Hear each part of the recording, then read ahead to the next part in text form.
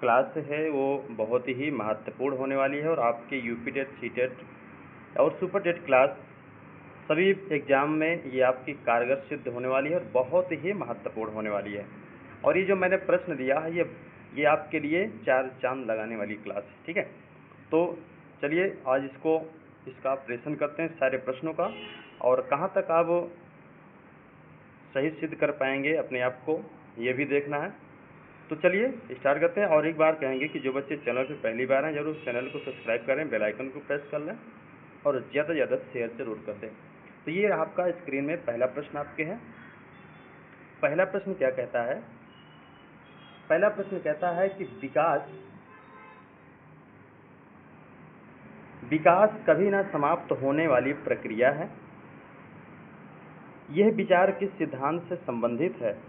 तुम्हारा जो पहला ऑप्शन है, पहला ऑप्शन हमारा है एकीकरण का सिद्धांत, बी है अंतः क्रिया का सिद्धांत और सी आपका है अंतः संबंध का सिद्धांत और डी आपका है निरंतरता का सिद्धांत।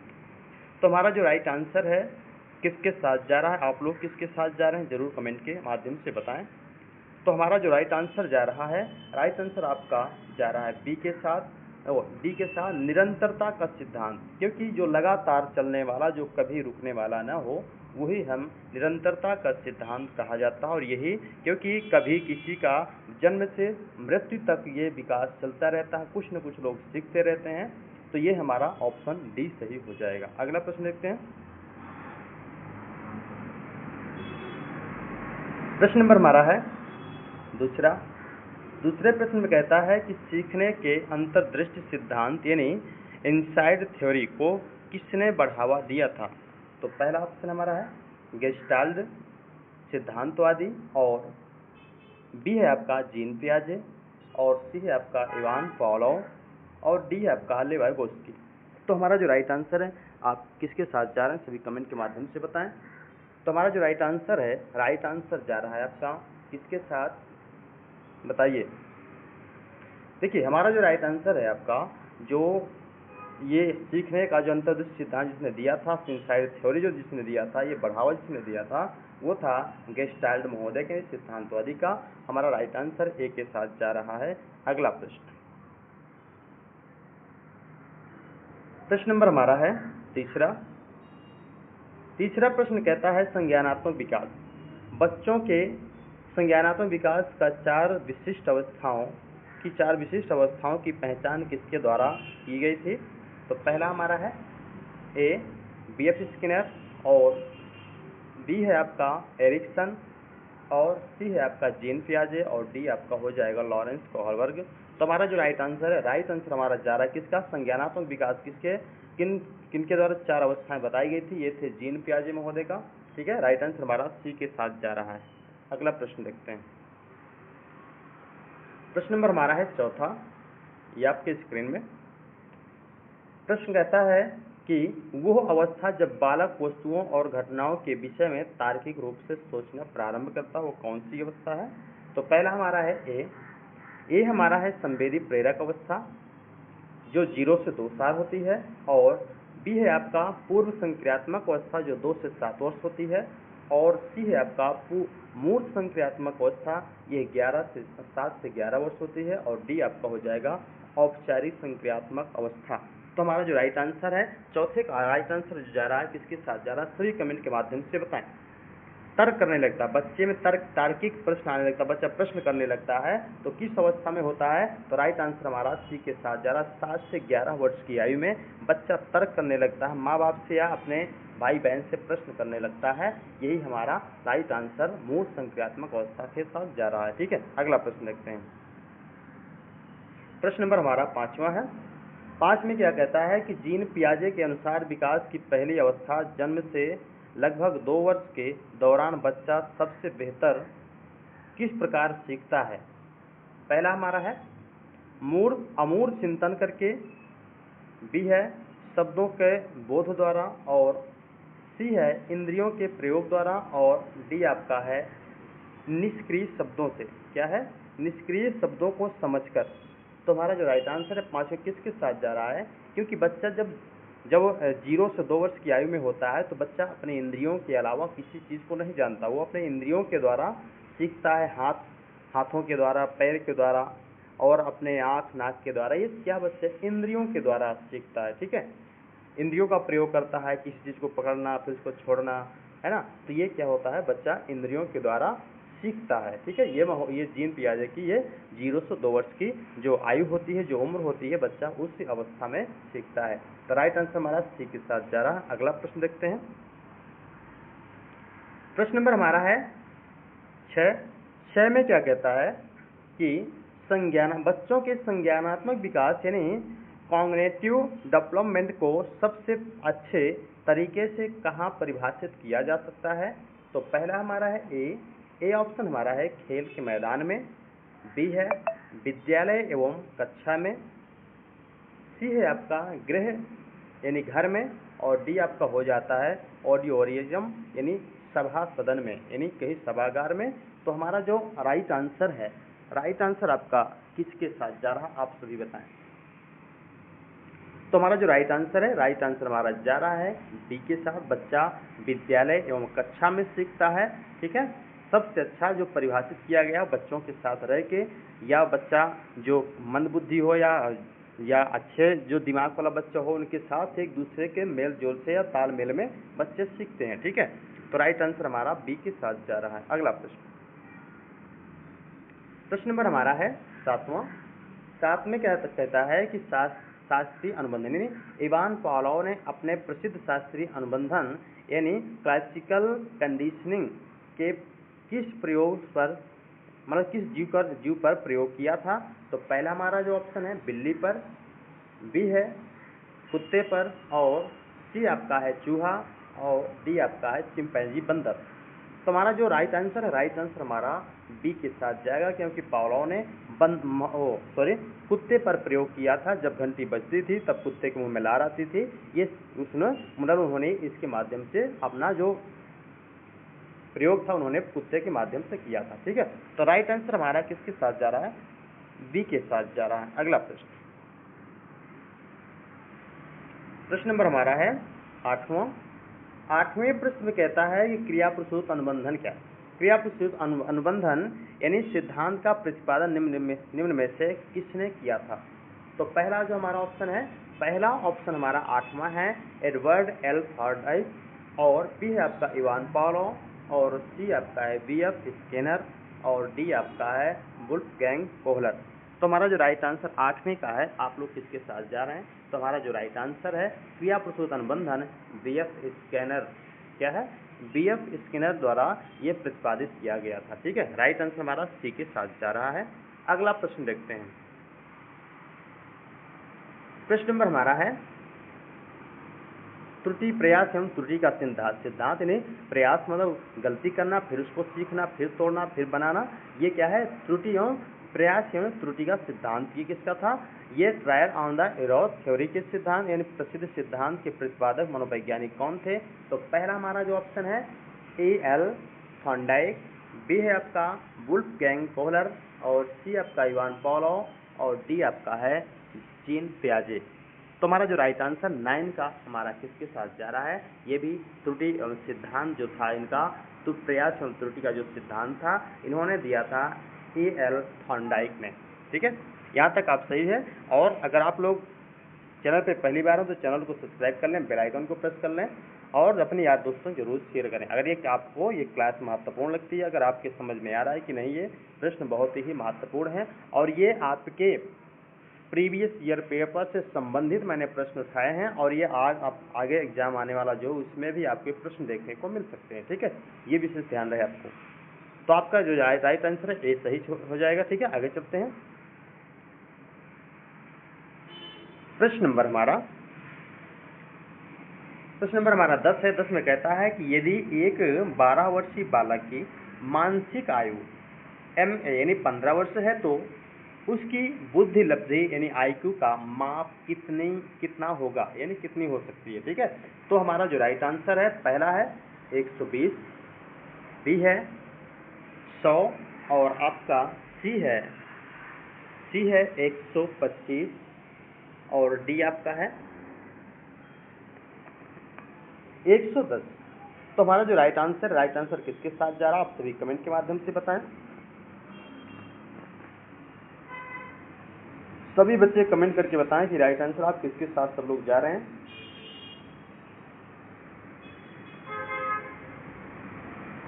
चलिए, तो हमारा जो राइट आंसर है आपका 10 का सी के साथ जा रहा है, 125 साइक्यूलेबल होगा। ठीक है, आगे प्रश्न देखते हैं।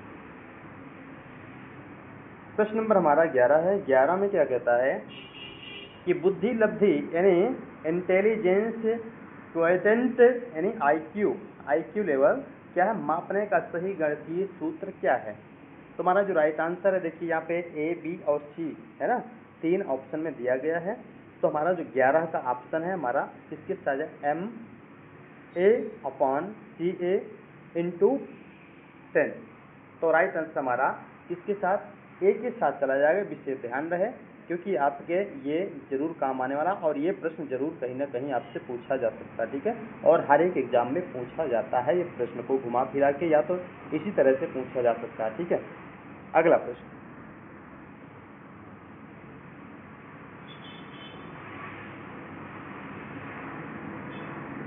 प्रश्न नंबर हमारा है 12। 12 में कहता है कि बहुबुद्धि सिद्धांत यानी theory of the multiple intelligence का प्रतिपादन किसके द्वारा किया गया था। तो पहला हमारा चार्ल्स स्पीयरमैन, और बी है आपका लुईस थर्स्टन, और सी है आपका हार्वर्ड गार्डनर, और डी आपका हो जाएगा जेपी गिलफोर्ड। बताइए हमारा जो राइट आंसर 12 किसके साथ जा रहा है। तो ये जो हमारा बहुबुद्धि सिद्धांत था, ये इन्होंने हार्वर्ड गार्डनर ने दिया था। ठीक है, ये सिद्धांत इन्हीं का था, प्रतिपादित किया था। राइट आंसर हमारा सी के साथ जा रहा है। आप कहाँ तक समझ पा रहे हैं, आप जरूर कमेंट सेक्शन में माध्यम बताइए, और कमेंट करते रहिए कि आप किसके साथ जा रहे हैं, कौन सा ऑप्शन आप सही कर पा रहे हैं। ठीक है, आगे देखते हैं अगला प्रश्न। प्रश्न नंबर हमारा है 13वां प्रश्न है समावेशी शिक्षा। ठीक है, इंक्लूसिव एजुकेशन यह मानती है कि हमें किसको किसके अनुरूप बदलना चाहिए। ये समावेशी और सामूहिक जो शिक्षा होती है, इंक्लूसिव समावेशी शिक्षा होती है, वो किसको मानती है, किसके आधार पर सही मानती है। तो हमारा पहला ऑप्शन क्या है, बच्चों को व्यवस्था के अनुसार ढालना चाहिए, यानी उनके आधार पे उनको फोकस करना चाहिए।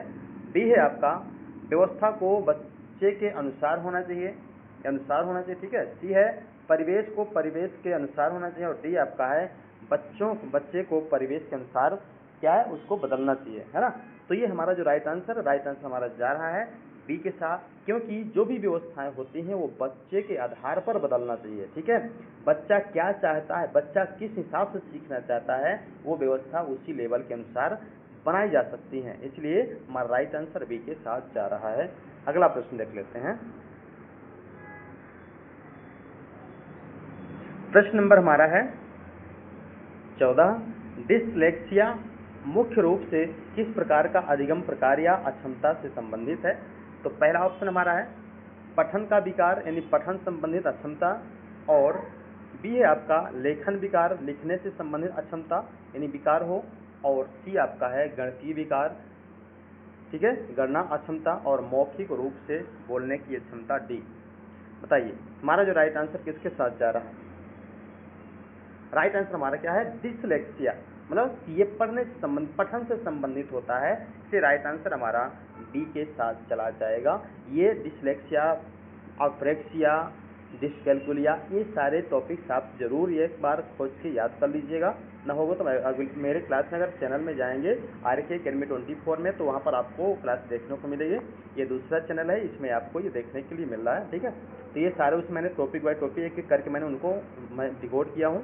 ठीक है, वहाँ आप जाके देख सकते हैं RK Academy 24, अगर ये सर्च करेंगे तो आपका नाम जरूर उसमें, मेरे चैनल का नाम आ जाएगा, उसमें आप देख सकते हैं। ठीक है, तो हमारा जो राइट आंसर है, राइट आंसर हमारा एक ही साथ जा रहा है। अगला प्रश्न, प्रश्न नंबर हमारा है विशेष आवश्यकता वाले बच्चों को यानी CWSN को शिक्षा निम्नलिखित में से कहाँ प्रदान की जानी चाहिए। पहला है केवल विशेष रूप से बनाए गए विशेष विद्यालयों में, बी है विशेष विद्यालयों में केवल विशेष शिक्षकों के माध्यम से, सी है अन्य सामान्य बच्चों के साथ नियमित कक्षाओं में, और डी आपका है विशेष विद्यालयों में विकसित विशेष पद्धतियों द्वारा। तो हमारा जो हमारी शिक्षा है, जो समावेशी शिक्षा है, वो क्या होती है? सामूहिक शिक्षा होती है। सभी बच्चों को नियमित कक्षाओं के आधार पे अन्य बच्चों के साथ ये शिक्षा प्रदान की जा सकती है। तो राइट आंसर हमारा सी के साथ जाएगा। ठीक है, ये आपको ध्यान रहे। समावेशी शिक्षा का मतलब होता है सामूहिक शिक्षा, किसी प्रकार कोई भेदभाव ना हो। ठीक है, सभी बच्चे एक जैसे हों, सबको समान शिक्षा दी जाए। ठीक है, आगे देखते हैं अगला प्रश्न। प्रश्न नंबर हमारा है 16 में क्या कहता है कि लॉरेंस पोहलवर के अनुसार एक शिक्षक बच्चों में नैतिक मूल्यों का विकास किस प्रकार कर सकता है? पहला ऑप्शन है नियमित रूप से कठोर धार्मिक शिक्षा प्रदान करके, बी है आपका अनुशासन के अत्यंत सख्त और कठोर नियम बनाकर, सी है नैतिक मुद्दों पर आधारित सार्थक परिचर्चाओं में शामिल करके, और डी है आपका स्पष्ट रूप से निर्देशित व्यवहार में दिशा निर्देश सौंपकर। 16 का है, बताइए आप सभी कमेंट करके बताइए कि ये सही ऑप्शन हमारे किसके साथ जाएगा, बताइए। चलिए, तो हमारा जो राइट आंसर आपका जा रहा है नैतिक मुद्दों पर आधारित परिचर्चा करके। ठीक है, ये हमारा राइट आंसर सी के साथ चला जाएगा। अगला प्रश्न है, प्रश्न नंबर हमारा ये 17 में क्या कहता है? लेवाइवोस्की के अनुसार बालकों के संज्ञानात्मक विकास का सबसे मूल कारण क्या होता है?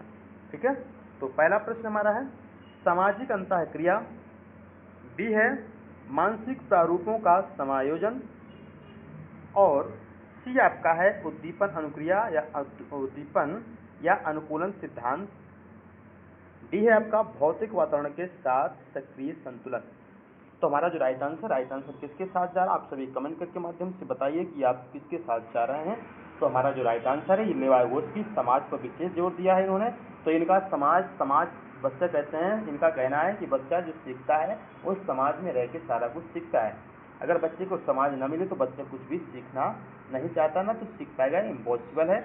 इसलिए इन्होंने समाज पर विशेष जोर दिया है, इसलिए हमारा राइट आंसर एक के साथ चला जाएगा।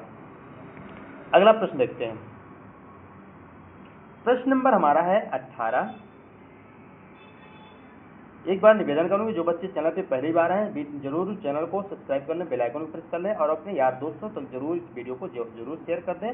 ये क्लास आपकी, आप जब एग्जाम देने जाएंगे आपको जरूर ये प्रश्न आपको देखने को मिलेंगे। ये प्रीवियस ईयर पेपर के क्वेश्चन मैंने लिया है, और ये बहुत ही महत्वपूर्ण प्रश्न होने वाले हैं, और ये आपके 30 में 25 से 20 प्रश्न आपके 100% आने वाले हैं। ठीक है, तो ये क्लास के लास्ट तक जरूर बने रहिए, और ज़्यादा से ज़्यादा शेयर करिए अपने यार दोस्तों तक। और ये आपके समझ में आना चाहिए कि आखिर किस टाइप के प्रश्न पूछे जाते हैं। कुछ बच्चे ऐसे होते हैं जो पहली बार एग्जाम देंगे, और जो पहले एग्जाम दे चुके हैं, ठीक है, उनके लिए है।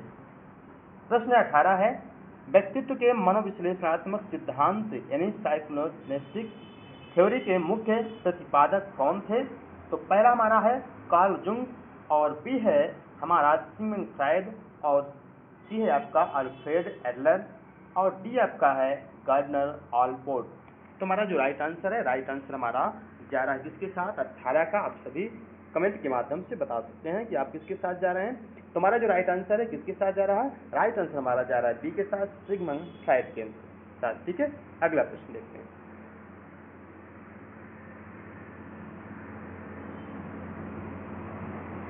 ये रहा हमारा प्रश्न नंबर 19 में कहता है कि शिक्षण अधिगम प्रक्रिया के अंतर्गत सूक्ष्म शिक्षण यानी माइक्रो टीचिंग चक्र का प्रथम पद क्या होता है? पहला है प्रतिपुष्टि प्रदान करना, बी है कक्षा में शिक्षण करना, सी है शिक्षण योजना बनाना, और डी है प्रस्तावना प्रस्तुत करना। बताइए 19 का हमारा किसके साथ जाएगा? देखिए, कहते हैं ना कि किसी भी कार्य को करने से पहले उसमें एक योजना बनाई जाती है, योजना के बाद फिर उसमें आगे कोई कार्य किया जाता है। जैसे हमें किसी कक्षा में बच्चों को कोई सब्जेक्ट पढ़ाना है, या पढ़ाने से पहले हमें क्या पढ़ाना, पर इसके विषय में सोचना, आज हम बच्चों को क्लास में क्या देने वाले हैं। तो सबसे महत्वपूर्ण होता है पहले योजना बनाना, फिर उसको बच्चे में शिक्षण देना, फिर उसका वो प्रतिपुष्टि यानी उसका जो जांच करना या उसका जो रिजल्ट आना हो तो बाद में लास्ट में होता है। इसलिए राइट आंसर सी के साथ जा रहा है, शिक्षण योजना बनाना, तभी हम बच्चों को कुछ दे पाएंगे, हम पहले उसको प्रति योजना बनाएंगे। ठीक है, इसलिए राइट आंसर हमारा जा रहा है किसके साथ, शिक्षण योजना के साथ यानी प्लानिंग के साथ। इसलिए राइट आंसर हमारा सी है। ठीक है, अगला प्रश्न,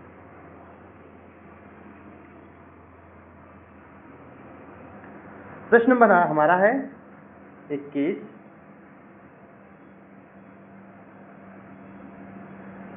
सॉरी प्रश्न हमारा 20 है। 20 में क्या कहता है,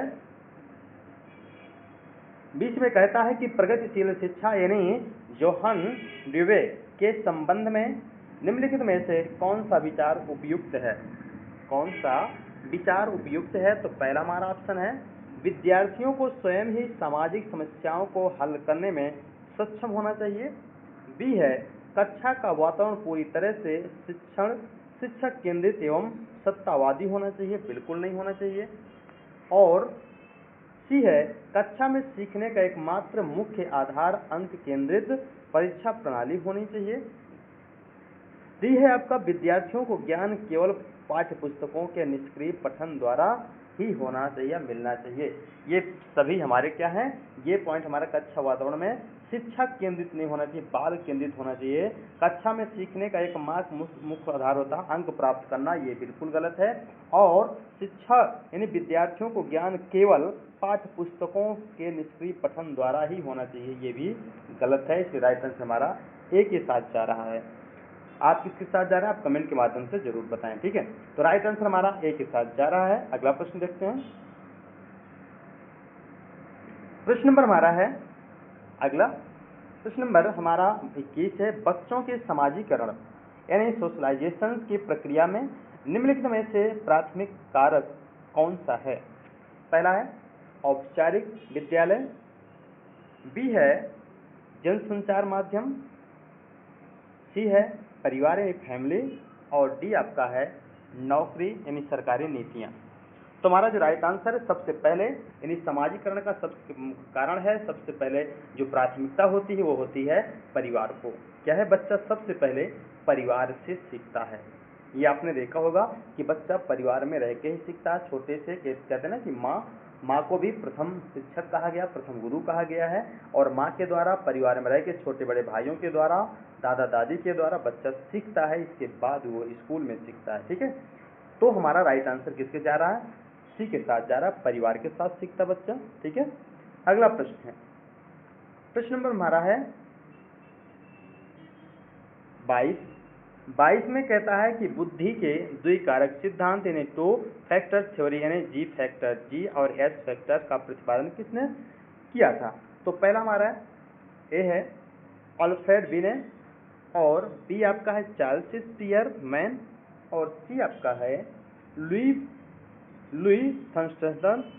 ठीक है, ई एल थॉर्नडाइक।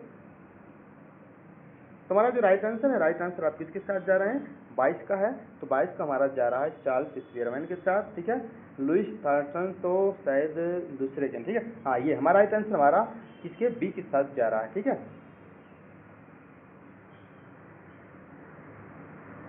प्रश्न नंबर हमारा है 23 में कहता है कि एनसीएफ 2005 मार्गदर्शी सिद्धांत, ये क्या है, राष्ट्रीय पाठ्यचर्या की रूपरेखा यानी एनसीएफ नेशनल करिकुलम कोर्स क्या है 2005 के मार्गदर्शी सिद्धांतों के अनुसार शिक्षा की मुख्य भूमिका क्या है।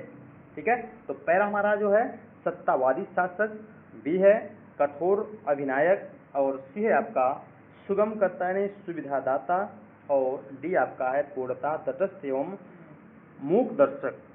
क्या होता है, तटस्थ यानी मूक दर्शक। तो हमारा जो राइट आंसर 23 का है, 23 का हमारा हो जाएगा क्या है, सुगम करता यानी सुविधादाता, जो अच्छे से पढ़ा सके, जो समय के अनुसार उसकी अच्छी सुविधाएं दे सके, और ऐसे प्रश्न का ऐसे पढ़ाए जो बच्चे की कम शब्दों में समझ में आ जाए।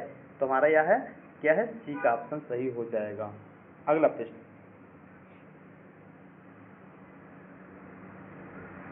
प्रश्न नंबर हमारा है 24 24 में कहता है कि शिक्षा का अधिकार अधिनियम RTE एक्ट 2009 के अनुसार प्राथमिक स्तर पर शिक्षक छात्र अनुपात क्या होना चाहिए। तो पहला है 1/30, बी है 1/35 और सी है 1/40 और डी है 1/45।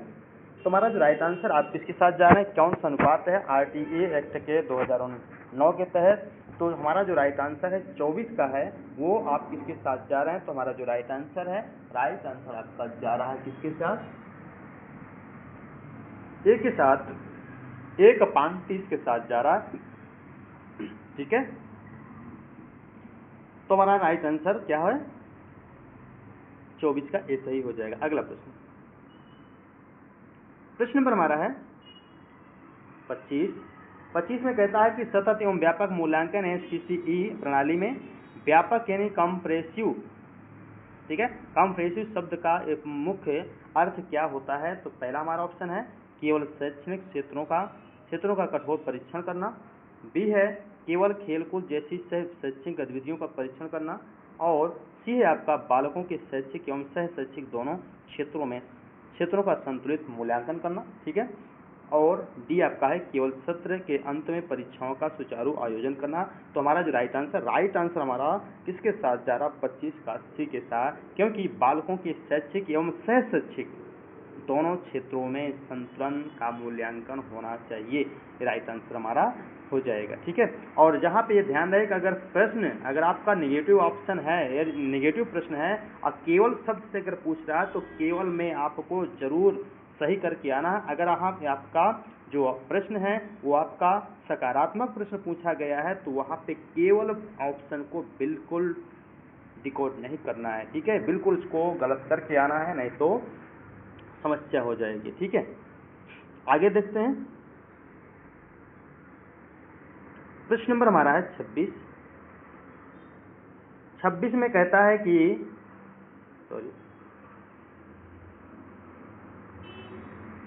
26 में कहता है कि व्यक्तित्व का अंतर्मुखी यानी इंटरवर्ट अंदर बहिर्मुखी यानी एक्सट्रैक्टिवर्ट ऑफ या उभयमुखी वर्गों में वर्गीकरण किसने किया था। तो पहला हमारा जो ऑप्शन है विलियम शेल्डन, और बी है आपका कार्ल जुंग, और सी है अर्नस्ट क्रेसमर। ठीक है, डी है एडवर्ड स्टेंजर। तो हमारा जो राइट आंसर है अंतर्मुखी और बहिर्मुखी ये क्या होता है, इनके विषय में वर्गीकरण किया था, किसने किया था। तो हमारा जो राइट आंसर 26 का राइट आंसर हमारा किसके साथ जा रहा है, कार्ल जुंग के साथ, कार्ल जुंग के साथ जा रहा है। ठीक है, अगला प्रश्न नंबर हमारा 27 है। 27 में कहता है अधिगम को प्रभावी बनाने वाले सीखने के नियम यानी लॉ ऑफ द लर्निंग का प्रतिपादन किसने किया था। ठीक है, तो पहला हमारा है BF स्किनर ने, बी है आपका वुल्फगैंग कोहलर, और सी है आपका AL थॉर्नडाइक, और डी आपका है इवान पॉलोव। ठीक है, तो हमारा जो राइट आंसर है, राइट आंसर किसके साथ जा रहा है, आप किसके साथ जा रहे हैं, आप कमेंट के माध्यम से जरूर बताएं कि आप किसके साथ जा रहे हैं। ठीक है, तो हमारा जो राइट आंसर है, राइट आंसर हमारा जा रहा है किसके साथ, 27 का है आपका BF स्किनर नहीं हो सकता, हाँ EL थॉर्नडाइक के साथ जा रहा है। ठीक है, EL थॉर्नडाइक के साथ जा रहा है। ठीक है, अगला प्रश्न देखते हैं। प्रश्न नंबर हमारा है पिछड़े बालकों की पहचान के लिए शैक्षिक लब्धि यानी एजुकेशनल क्वोटिएंट यानी EQ की वैज्ञानिक अवधारणा किसने दी थी। तो पहला हमारा जो ऑप्शन है गार्डनर ने, ठीक है, बी है सोलेन ने, और सी है आपका बर्टन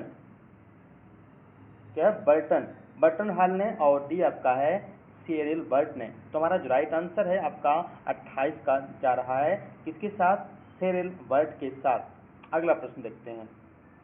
जो बच्चे चैनल पर पहली बार आए चैनल को सब्सक्राइब कर लें, बेल आइकन को प्रेस कर लें, और जरूर ज़्यादा से ज़्यादा शेयर करें अपने यार दोस्तों तक, जिससे उनको भी इस बात की जानकारी मिले कि आखिरकार क्लास क्या होती है, क्लास में क्या क्या पॉइंट होते हैं और किस टाइप के प्रश्न आने वाले होते हैं। ठीक है, तो पहला अगला प्रश्न देखिए 29 का है।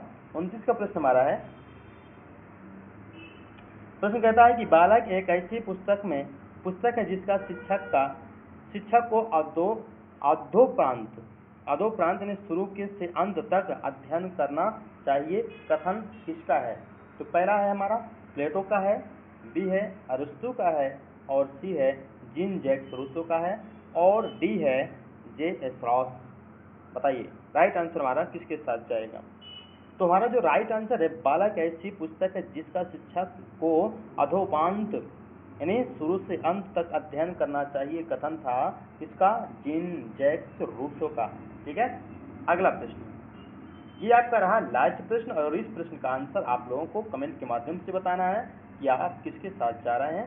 ये प्रश्न है, प्रश्न क्या कहता है?